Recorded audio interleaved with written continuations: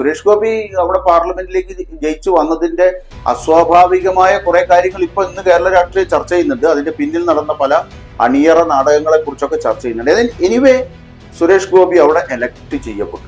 അതിലിപ്പം വലിയ തോതിൽ ഇന്ത്യയിൽ ഈ പറയുന്ന തെരഞ്ഞെടുപ്പിൽ പോൾ ചെയ്ത വോട്ടുകളുടെ എണ്ണത്തിൽ വന്ന വ്യത്യാസത്തിന്റെ ഭാഗമായി കേരളത്തിൽ കണക്കാക്കപ്പെട്ട 79 ആകെ നിയോജക മണ്ഡലങ്ങളിൽ കേരളത്തിൽ കണ്ട ലിസ്റ്റ് ചെയ്തിട്ടുള്ള ഒരു നിയോജകമണ്ഡലം തൃശ്ശൂരാണെന്നുള്ളത് മാറ്റിവിട്ട നമുക്ക് ഫലം എന്താണ്? അവിടെ തൃശ്ശൂരിൽ സുരേഷ് ഗോപി ജയിച്ചു. അതിനുവേണ്ടി നരേന്ദ്രമോദി നേരിട്ട് വന്ന് പലവട്ടം അദ്ദേഹത്തിന് വേണ്ടി വന്നു, ക്യാമ്പയിൻ ചെയ്തു, എന്റെ ആളാണ് എന്നുള്ള നിലയിലൊക്കെ ചെയ്തു. എന്തായാലും ആ രീതിയിൽ അത് കുക്ക് ചെയ്തെടുത്തൊരു സാധനം, ഒരു സ്വാഭാവികമായിട്ടുള്ള ഒരു പാർലമെന്റ് അംഗമല്ല. ഓക്കെ, എന്തായാലും അദ്ദേഹം പാർലമെന്റ് അംഗമായി. അതേസമയം ഇന്ത്യൻ ഭരണകൂടത്തിന്റെ ഭാഗമായി അദ്ദേഹം 3-4 വകുപ്പുകളുടെ